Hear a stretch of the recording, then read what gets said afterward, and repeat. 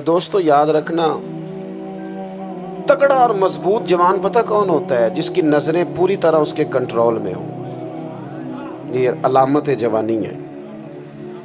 جس آدمی کا پوری طرح، دو لوگ دنیا میں کبھی کوئی کارنامہ سر انجام نہیں دے سکتے، ایک جو حرام کھاتا ہو، ایک جس کی نظر ناپاک ہو۔ محمد بن قاسم جب یہاں آئے تھے نا، تو ایک دن بڑے پریشان تھے، تو ایک بزرگ کہنے لگے آپ کیوں پریشان ہیں؟ کہنے لگے راجہ دہر سے مقابلہ ہے اور ہماری فوج تو سندھ کے رستے بھی نہیں جانتی، زبان بھی نہیں جانتی، لڑیں گے کیسے؟ 2-4 دن کے بعد ان بزرگوں کی دوبارہ محمد بن قاسم سے ملاقات ہوئی تو بڑے خوش تھے۔ کہا اب آپ کیوں خوش ہیں؟ کہنے لگے وہ میرا مقابلہ نہیں کر سکتا، میں نے تحقیق کر لی۔ کہا کیوں؟ کہنے لگے نظر کا گندہ ہے، اور جو نظر کے گندے ہوتے ہیں وہ میدانوں میں ٹھہرا نہیں کرتے۔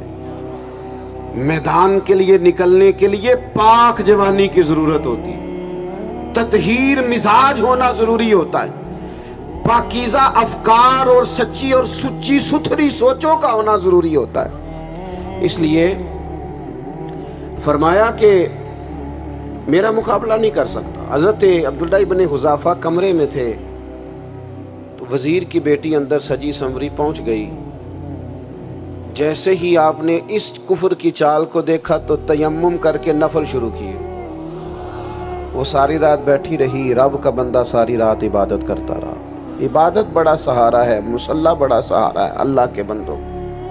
صبح دروازہ کھولا، وزیر نے اپنی بچی سے پوچھنا چاہتا تھا رزلٹ کیا نکلا، تو وہ کہنے لگی پیچھے ہٹ جا، اب تیرا میرا تعلق کوئی نہیں، میں نے نبی پاک کا کلمہ پڑھ لیا۔ اس نے کہا میں نے بھی زمانہ دیکھا ہے، پر یہ کیا لوگ ہیں، کستوری کے بنے ہوئے، سندل سے دھلے ہوئے، کہ میں ساری رات کمرے میں رہی اور 100 اور 1000 آدمی جس جوان کا مقابلہ نہ کر سکے، اتنا طاقتور جوان کمرے میں رہا اور اسے نظر اٹھا کے نہ دیکھا۔ وہ کچا رنگے للاری والا جڑا چڑھدا تے لیندا رہندا ہے، اے عشق تیرے دا رنگ محمد چڑھیا پھر نہیں لیندا۔ میں کہا ایک دفعہ نظر اٹھا کے نہیں دیکھا، کمال ہو گئی۔ اتنے بڑے لوگ، اتنی بڑی سعادت مندی، فیروز بختی، معاملہ فہمی حد ہو گئی۔ اللہ اکبر۔ دوستو بادشاہ جب پوری طرح ہار گیا نا، اس نے کہا مار دو۔ تیل گرم کیا ایک کڑاہی میں، اور جب آپ کو اس میں ڈالنے لگے تو آپ کی آنکھوں میں آنسو آ گئے۔ بادشاہ کا خیال ہوا شاید نرم ہو گئے ہیں، کہنے لگا روئے کیوں؟ فرمانے لگے سوچتا ہوں جان ہی ایک ہے، کتنا مزہ ہے اس کی راہ میں جان دینے کا، کتنی لذت ہے اس کے نام پر مرنے میں، کتنا لطف ہے۔ جے تو چڑھیا اتے دار بھی نہیں، تے جے تو وکیا عشق بازار بھی نہیں، تے ایڈا سستا سودا پیار بھی نہیں، تے ایڈا سستا لبدا یار بھی نہیں۔ کئی جنگل گانے پیندے نی، کئی دوزخ لنگنے پیندے نی، جے وہ اس ملوں بھی مل جاوے، ایدوں سستا ہور بپار بھی نہیں۔ تے کچھ سمجھ نہ آوے لوکاں نوں وہ کادے نال شہید کرے، ڈٹھی یار دے ہاتھ تلوار بھی نہیں، پر او دا خالی جاندہ وار بھی نہیں۔ کہنے لگے ایک جان ہے نا، تو دل کرتا ہے ہزاروں ہوتی تو ایک ایک کر کے محبوب کے نام پہ قربان کرتا، جب میرے پاس ہے ہی ایک، کروں کیا؟ حضرت عبداللہ ابن حذافہ رضی اللہ تعالیٰ عنہ جب روئے اور بادشاہ نے یہ بات سنی، تو بادشاہ اٹھ کے کھڑا ہو گیا، سارے وزیروں مشیروں کو کہنے لگا تم نے کہا تھا نا بندہ ضائع کرنے والا نہیں، یہ بھی ضائع کرنے والا نہیں۔ کہنے لگا میرا ماتھا چومو، تم جیسے لوگوں کو قتل نہیں کرنا چاہیے، آزاد کرنا چاہیے۔ عزیز اپنی زندگی سے نا یہ بہت زیادہ ہرس، ہوس، طمع، اور یہ کسی بات کی بھی ہو، ہرس صرف پیسوں کی نہیں ہوتی، شہرت کی بھی ہوتی ہے، یہ بیماری انسان کو اقتدار کی بھی ہوتی ہے، تعریف کی بھی بیماری ہوتی ہے، یہ سارے نقص ہوتے ہیں لوگوں کو، اور معاذ اللہ بعض جبوں کبوں کے اندر بھی ہوتے ہیں، وہاں بھی پنپتے ہیں۔ اپنی زندگی جب تک اس سادگی میں نہیں لاؤ گے جو رسول پاک نے عطا فرمائی، جب لوگ آسانیوں میں پوری طرح الجھ گئے تو پھر وہ دور ہوئے اور کفر چڑھ گیا۔ دوسری بات، اللہ کے محبوب صلی اللہ تعالی علیہ وسلم کی محبت ہم سے تقاضا کرتی ہے کہ ہم اس مشن کے لیے کام کریں جس مشن کے لیے رسول پاک نے کام فرمایا ہے۔